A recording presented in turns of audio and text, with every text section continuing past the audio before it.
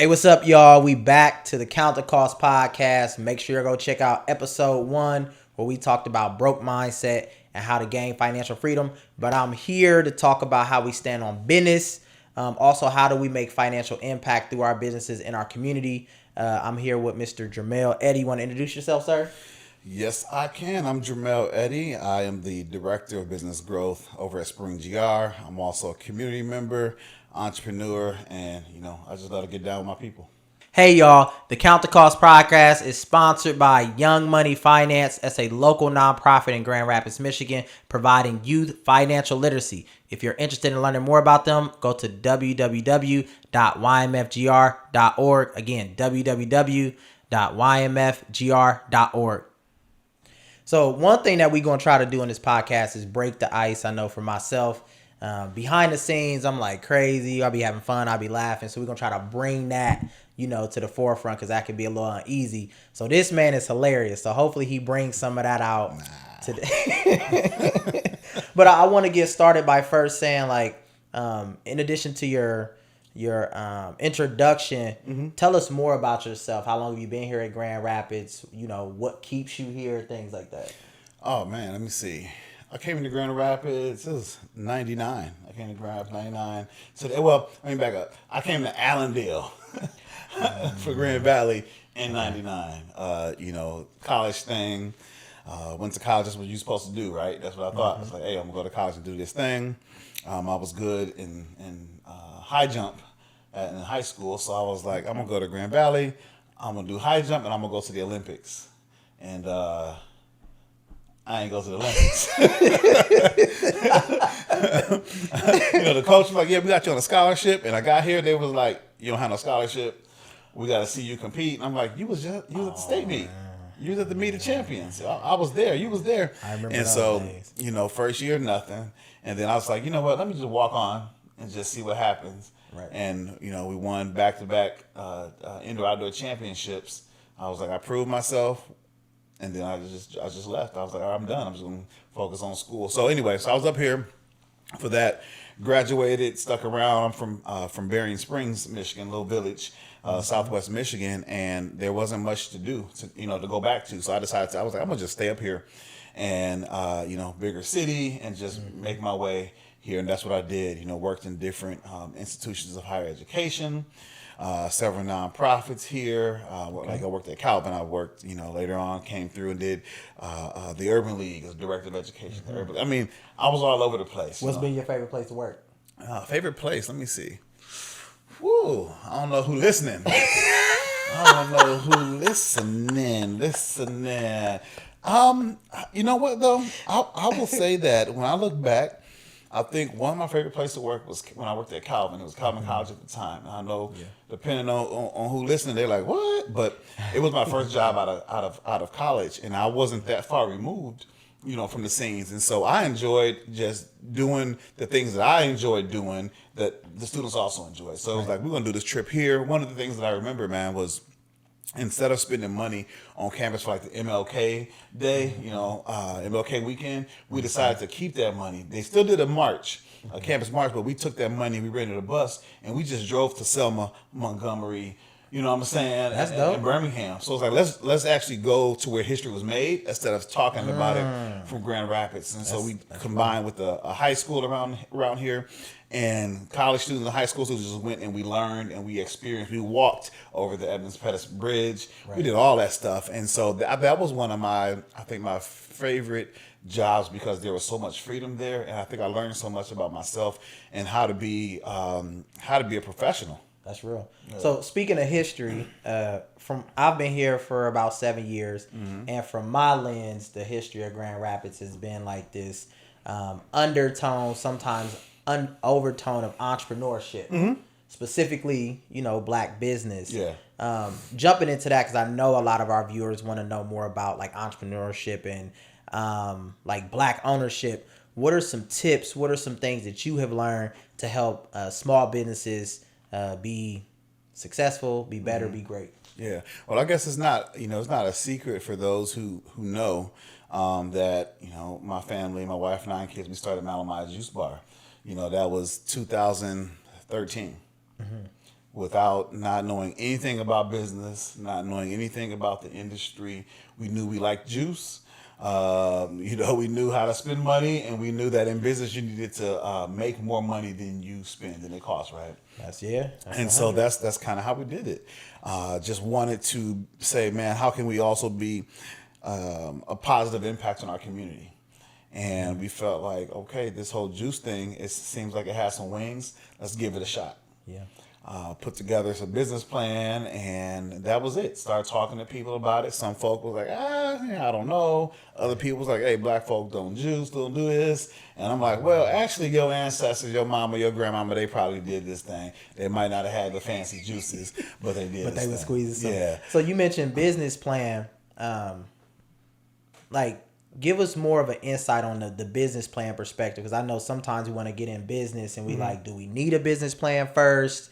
Like, what is the business plan really for? How effective is it? Tell us more about business planning. Yeah, I think sometimes, and at least for us, the business plan was important to us because we heard that you had to have a business plan. Right. But really for us, it was like, how do we get what's in our head and get it down on paper so that it can make sense? And then once we do that, does it make sense to us? Okay. Does it make sense to you, to our mentors? Does it make sense? And to me, that's all a business plan is just getting out what's in your head and getting it on paper to see if it makes sense. And then you add a little bit of research to it, industry knowledge, think about pricing, where you're going to get your stuff at. And you also think about your skills. Like, man, what is it that I'm good at? Am I good at selling? Or am I good at operations and figuring out systems? So with my wife and I, who did this with me for so long, found out that I'm a visionary. I'm big picture, but she's more systematic in things. She looks at the system. And so, if she wasn't around, I probably would have had about 300 of these things jumping. Now, they wouldn't have been jumping. They would have been doing terrible. But she would be like, wait a minute, babe, I see you thinking and you're looking down the road, but what about this right here? You need to get this right before you go here. So it's almost like, before you start going for a walk, you at least need to get your shoes on. And then you need to tie your shoes. Yeah. And then you need to stretch, right? So she was the one that was reminding me of some of these steps instead of just, hey, I'm about to go for it. Matter of fact, I'm going to run. It's like, nah, you need to kind of warm up first. And so she helped with the warm up so that our business could take off. And we were around in downtown Grand Rapids for 10 years. And people tell me now, I haven't done the research, but folks said is that Malamar Juice Bar was the longest standing black-owned business in downtown Grand Rapids history. Now, I don't know if that's true, but I'm just saying that's what the people say. Well, when I came here, again, we connected on many different levels, but I could attest to your ability to be sustainable when I was here or since I've been here. And then, I brought my kids down. You made, for me personally, juicing look cool because I ain't know nothing about it. I was like, okay, what is this? You talking about a ginger shot. I'm like, what is this about? Yeah. So it's things like that has definitely helped me. But another thing I know people typically struggle with, especially when I try to do business with them, is pricing. So on your road to building your business, first of all, personally through your own experience, how hard was it to, create a price or, figure out your price? But then how hard was it to talk to people about your price? Yeah, in our mind when we started, we were like, hey, we built this business plan, and we were like, we're gonna sell the juices at this price and smoothies at this price, so, small and large or whatever. And then we looked and we was like, well, it costs about that much to make them, So pricing wise, what we did was we looked at how much it costs for us to make these products and not use cheap, crappy, raw ingredients, but you still use the good stuff. And how much does it cost to do that? And I think we use an equation of saying, okay, we want to sell it for 3 times that amount. Maybe, right? And the maybe was, what is the industry selling it for? So we looked and said, okay, in California, it go for this price. In Florida, it go for this price. And then it was like, that's too far. In Chicago, it go this price. That's a bigger city.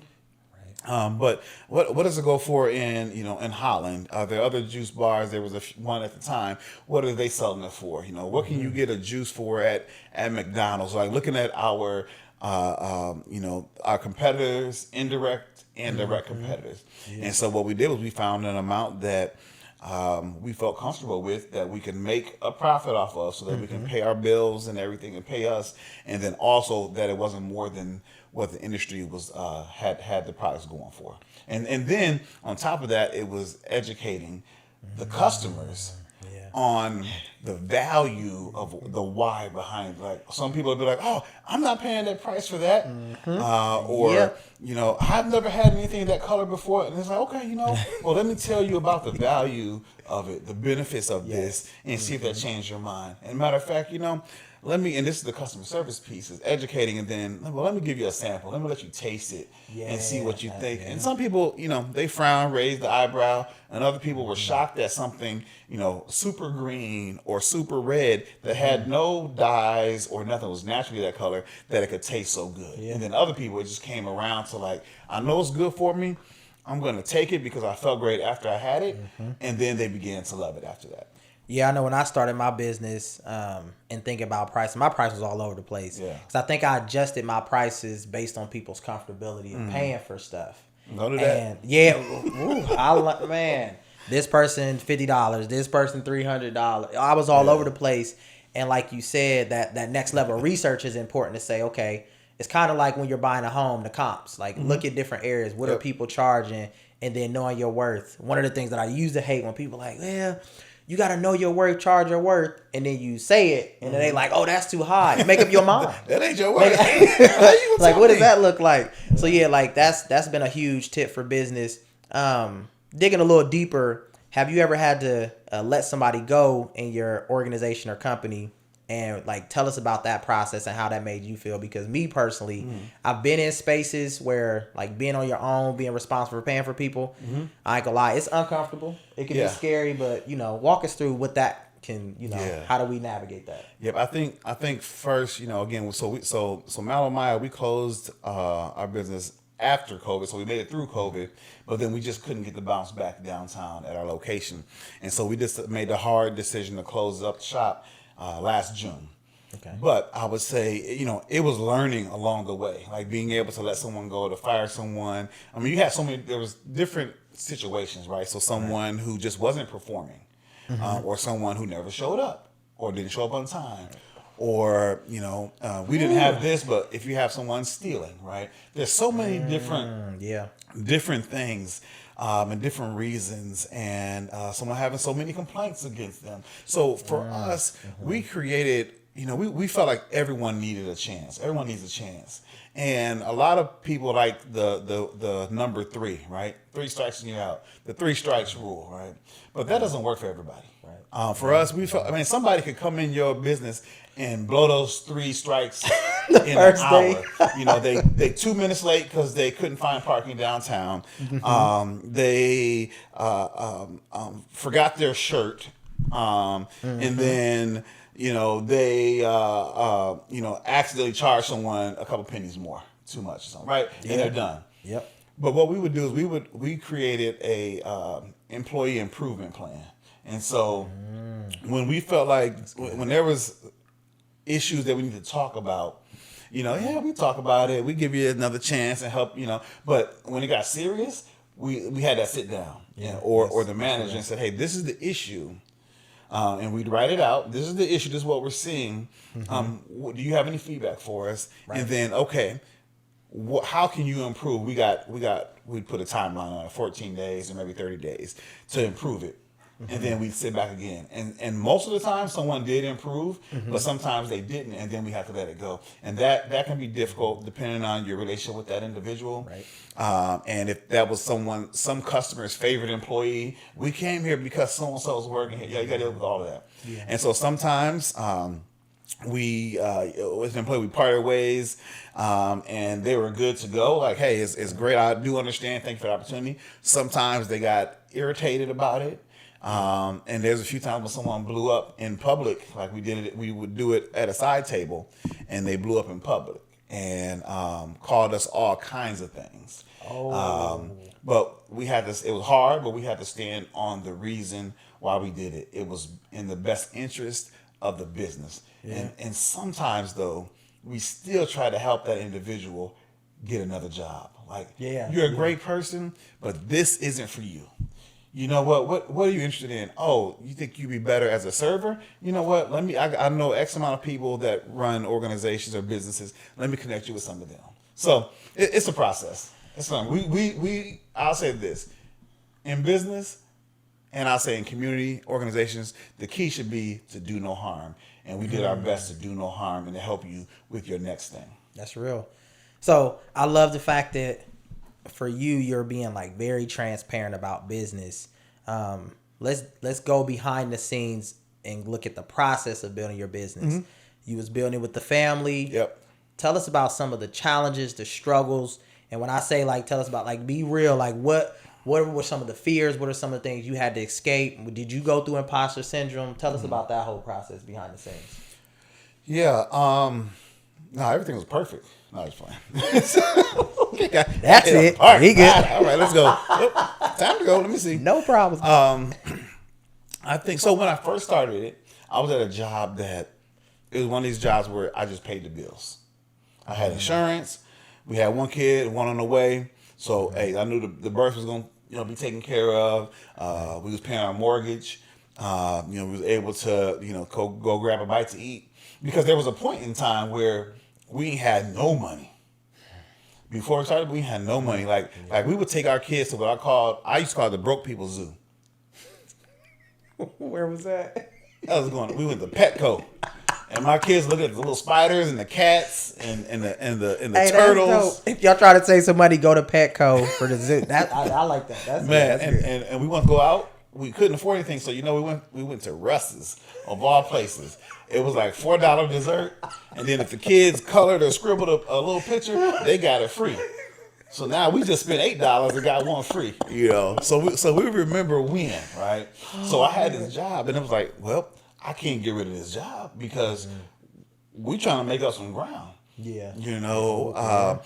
But it was at that job though is where I discovered, that juicing is a good thing. It can help with weight loss, yada yada yada. Mm-hmm. And so then I was like, man, I wonder if I could open up one. Yeah. But really didn't think it was possible. Mm-hmm. But it was a way of me using my creativity.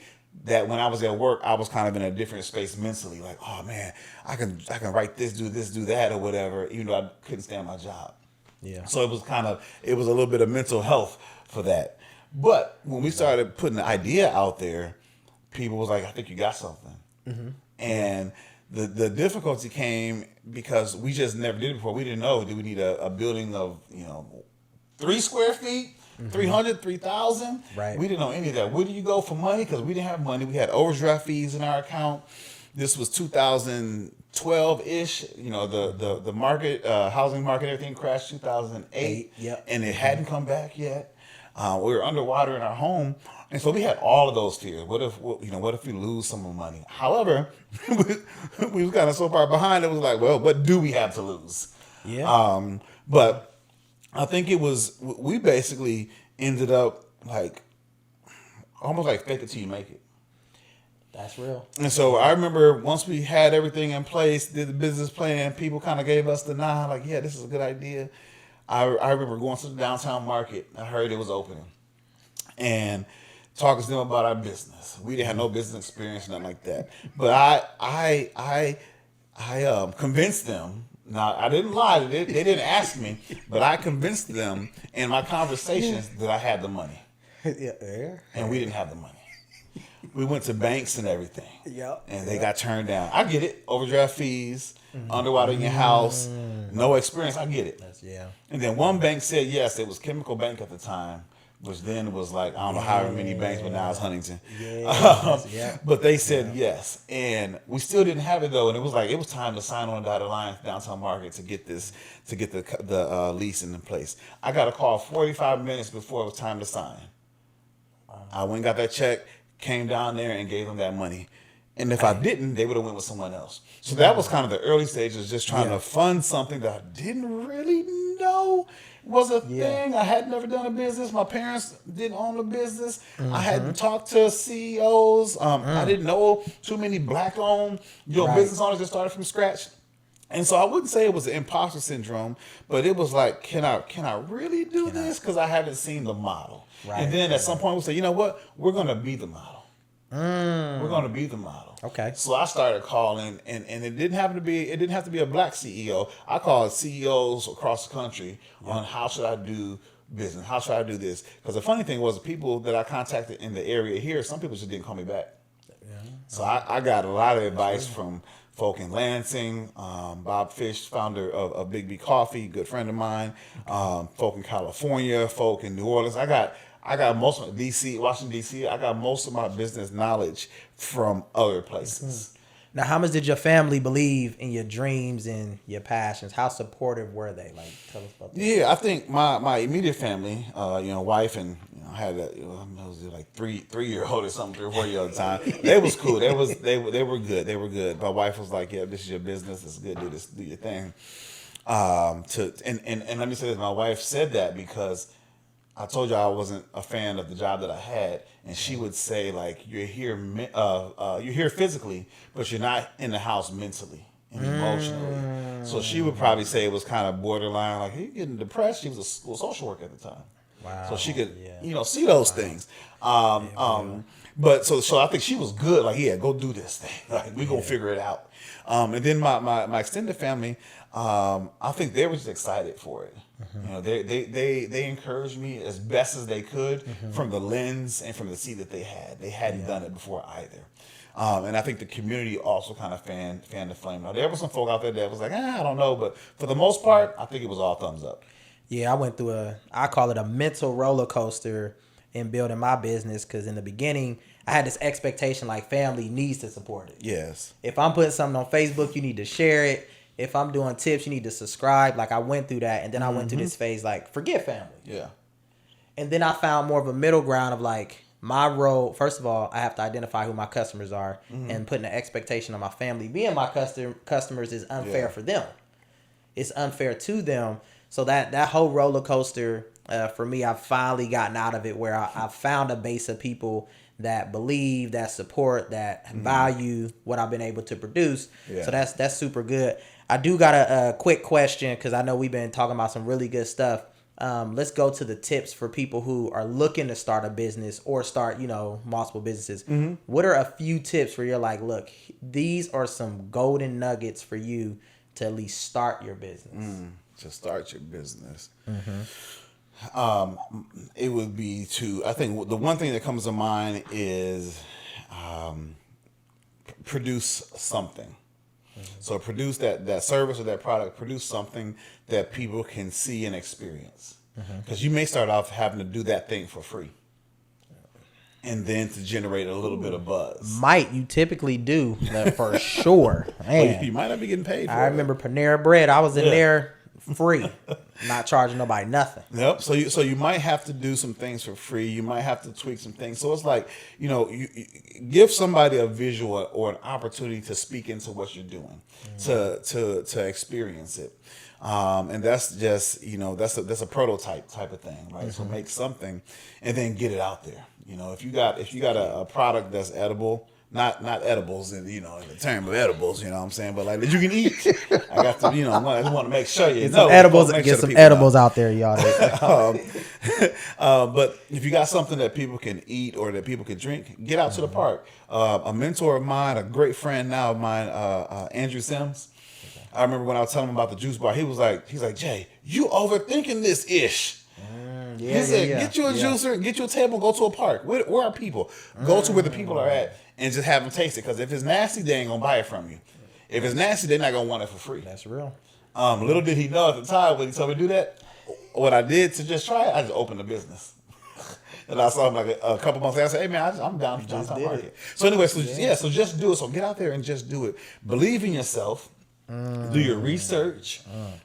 See what other variations of your product that you can do. So if you're making pound cakes, right? Are there some different styles of pound cakes that other people aren't doing, right? Can you do the upside down pineapple pound cake, right? Can you know what I'm saying? Can you do the double triple layer pound cake? You know somebody that can do that stuff? Nah. But I do get down in the kitchen. Now, I know I talked about a juice bar, but I get down in the kitchen. What's your favorite thing to cook? And some of the folk out there know it. My favorite thing to cook. My favorite thing is jerk chicken, little coconut rice and peas. You're playing. And I want it to be hot enough where it just tingles a little bit on the corners, right? Yeah, that's it right there. So how much you charge for plates? I don't. If you know, you know. Hey, what my man did on the boat. Hey, if I throw my hat in the air, if I throw the do-rag in the air, depending on where it falls, that means, slide over on Prospect. But again, with the business piece, it's believing in yourself. You got to have a product that's desirable. You have to know that you can make money from it, like the costs and things like that. Right. And then I would say the biggest resource in the city of Grand Rapids, and maybe it's wherever you're listening and watching this from, check your city as well. The biggest resource is the public library. So here in Grand Rapids, there's the public librarian. Yep. The public librarian, he can hook you up with the research. Wow. You can ask questions. He can ask you some questions and really help you hone in and narrow some things down. And then I'll say the last piece is, I've already said this in some other ways, is also just, again, believe in yourself and believe in your product and continue to hone your craft. Yeah. And to do better. So those some solid tips from a startup standpoint. And what about a sustaining standpoint? How do you start to sustain your business?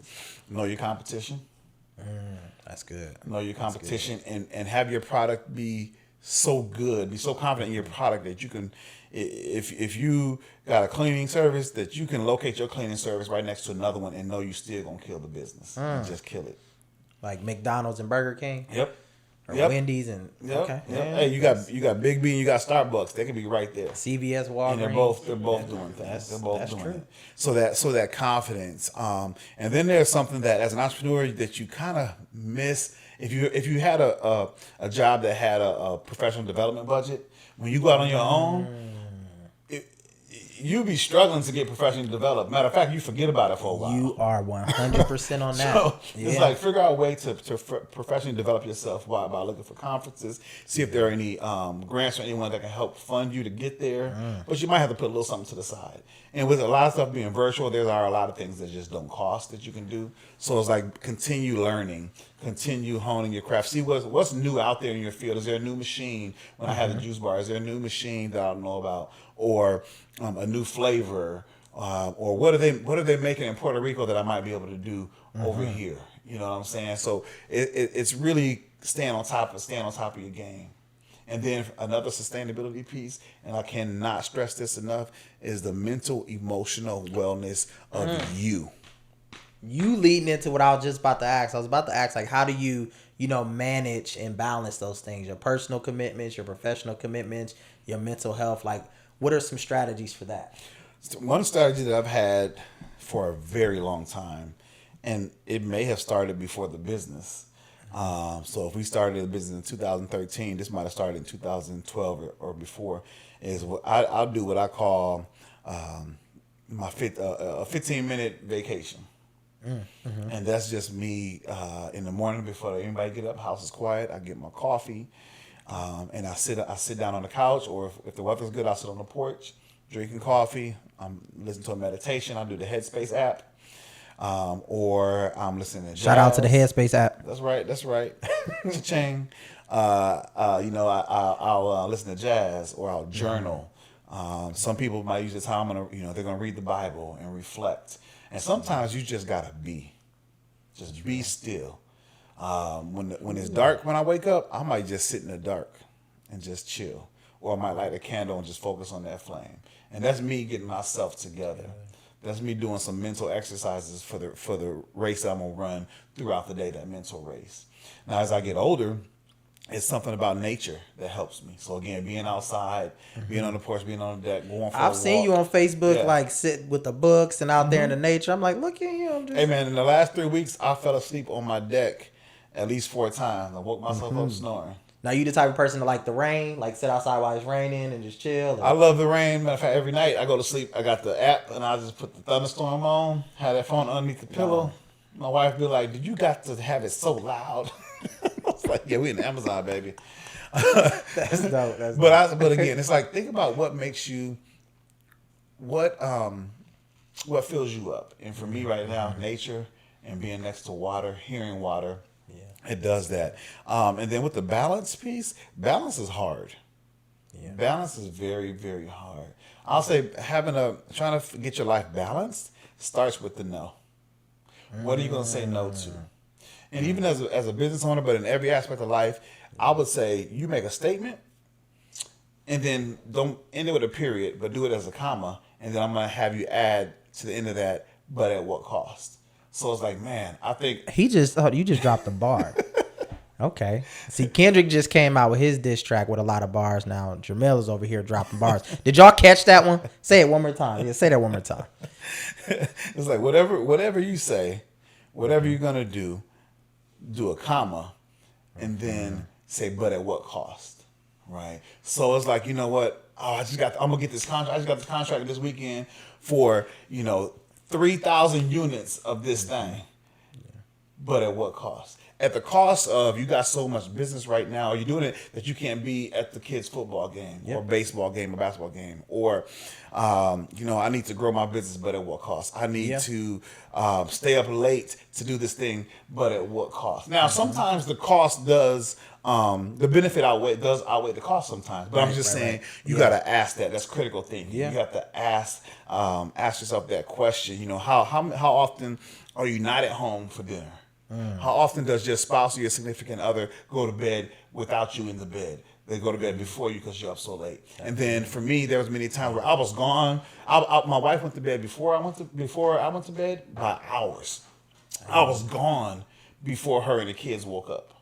There was times where the kids was like, "Oh, is Daddy out of town?" Because they didn't see me for a day or two. Because I got home after they went to bed, and then I was gone before they left for school. Wow. Right? That did not feel good. Now a couple of times in the beginning, it's like, oh yeah, I'm out there hustling or whatever, right? We like to be busy and say what we're doing, yada yada yada. But after a while, it don't feel good, right? Because you're absent. I was being an absent father and an absent spouse when I could actually be there. For what? For thumbs up and likes and hearts on social media that, by the way, don't equate to dollars and cents. More bars. Are you a rapper? A poet? No.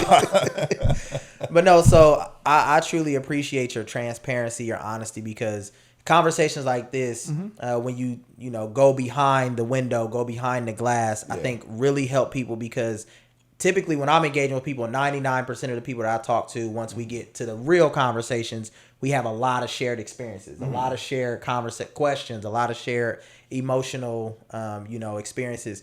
So I thank you for that. Yeah. But before we end, because I think you know the topic of our podcast, which is count the cost. So you was like talking about the cost and stuff. Do you have any questions for me? Just one. I want to be just one. And it got to be a good, juicy question, because again, I'm trying to. You said, do you have any questions for me? My bad. But it got to be one. I mean, do you have one question for me? Hey, you can have some of my skills, but you're going to get one. That be my kid. Just one question. Just one. Matter of fact, I already licked on it, but here you go. You can do one. One question. Oh man, let me think here. You just like flip like. Yep. Because I want to be able to also be transparent in that way. Yeah, I would say my question to you is, what has been your biggest, I guess, lesson that you've learned, even on your entrepreneurial journey? So give a second to think about it, because as you got your parent, full-time jobs here and there, and engaged in the community. Like, what's the biggest lesson that was like worth more than gold? Ooh, this is good. I will say, I'll use a phrase that I think is becoming more popular, but I'll break it down. Stand on business. And what I mean by that is, there are a lot of things in my life that I have learned that I cannot control. I think that was tough for me. In all those spaces you just named, I'm like, there's a lot of things that I can't control. Sometimes I can't control my kids having a bad day. Right. I can't control not being able to make a certain sale or purchase, etc. But one thing I can control is my values, my beliefs, and how I move, because I determine that. And when I first moved to Grand Rapids specifically, I was all over the place and trying to find my identity and what was my business. Yeah. Right? Not business, but my business, my values, my beliefs and things. And once I became confident in that, the way in which I moved was how I moved. So I'll give you an example. When I first started here, I engaged with a lot of people in Grand Rapids, many people. Sure. And they was telling me like, oh, you want to move this way. You want to talk to that person. You got to get into a church. You got to, like, in order to fit in and, maneuver, which is respectable in one sense. But something as simple as like, I don't like to wear suits. Yeah. So once I started to say, this is me, this is who I am, let me walk in this way, no disrespect to nobody else, like, things started to open up for me. I remember I did a presentation at WIMCAT. This was a couple years ago when I started my organization. And the feedback I got, she was like, you got this man that walked in here with this hoodie and gave really great content. And that was surprising. Because when I started my business, people was used to me wearing suits because that's what I thought you teach financial education through. But this, like, me wearing my hoodie wasn't a symbol of like, it was a symbol of like, this is my identity. This is who I am. So then I encourage my kids to walk in who they are. I encourage people around me to walk in who they are. And unapologetically, but not disrespectfully. Yep, that's good. So those are things that I've learned. I've also learned, equipped with that, you have to surround yourself around people that have similar approaches to life. Similar. And the reason why I say that, how they say, like, you want somebody to challenge you and all. At some point, you also want people to affirm you. Everything isn't a battle. Right. I believe in orange. You believe in the opposite. For why are we always, debating and fighting? Sometimes it's like the way you moving is good. The impact you making is good. So that's been a huge lesson for me. And I think a lot of people struggle with finding who they are because that's a tough process in itself. Right. So even this podcast, if you look on my YouTube channel and keep peeling back, you'll see I'm a little formal. I'm this, I'm that. Behind the scenes, I'm like, I want to be able to do this. I'm a cusser. No, I'm just... Again, if we're going to put it out here, we're going to put it out. I'm a cusser. I love cussing. You probably got the cussing aunties and uncles, don't you? There we go. Right. I lived in a space where every sentence, my mom is And I grew up, but I struggled with like, okay, where is that appropriate? Where I'm like, first of all, it's appropriate in my house, right? And then it's appropriate in terms of ownership. I'm not trying to disrespect anybody. I'm just trying to be myself. So those are things I'm trying to pour more into unapologetically. And I'm not going to lie to you, it allows me to sleep at night. Yeah. There were nights where I'm like, I'm not me in these meetings and I desperately want to be me. And I don't know if they're going to accept me. I don't know if I'm going to get funding. I don't know if I'm going to get customers. Yep. Like there's a lot of unknown. But now I'm like, look, the people who is down with you and support you, you'll be surprised. Once you start being you, the amount of people that gravitate toward that is amazing. Yeah, no, that's good, man. And I'll just say this. I think for me, since we closed our business, I've been able to find who I am more. It's like, now who am I outside of this business, right? Yeah. Now I got Airbnb property in Muskegon and so that's on Airbnb. Airbnb, like they can, Verbo, yep, Harding Hideaway. Check it out. There we go. Yeah, we plug around here. From Lake Michigan. Okay. Half mile from Muskegon Lake and 8 minutes from downtown Muskegon. So check it out. But so I'm still doing some business stuff here and there. My wife has her consulting business and asks me some advice from time to time. But it's like when I close my business, I found myself. I've been able to slow down. I've been able to be present. There's not a day that goes by, maybe not even an hour that goes by where I don't have a good laugh. I'm talking about a laugh. Like, hey, I don't know who watching, but black folk laugh differently. Yeah, we do. All full body, stand up, head back, neck stretched. You see all the teeth and caps and everything. See, I know what I'm talking about. Yeah, you're right. You're right. So I mean, all that, and even being able to pour into people from what I learned over the years during that time. Yeah. But yet now, I all the invites have stopped to be on this panel or to speak to this group or to that group. So it's been very interesting. Now I do get invites in other some cities and states. Yeah. But here it's slowed down. And most of the time I'm okay with that. The ego part of me struggles. Sometimes in all transparency. Yeah. But otherwise, hey, I go to the crib. I get my praise at home. Hey. Yeah. That's important. I tell people that one of the things, and I teach it to my kids, one of the things you can control is what happens at home. We spend a lot of time trying to address community, trying to fix community, fix house.